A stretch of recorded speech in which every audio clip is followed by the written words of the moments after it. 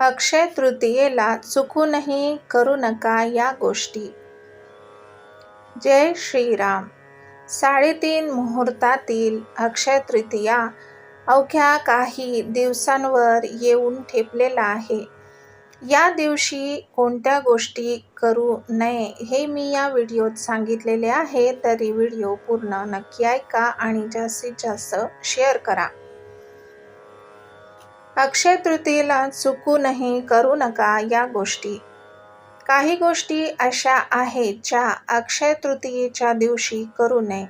या गोष्टी केल्यास तुम्हाला आर्थिक त्रासाला सामोरं जावं लागू शकतं.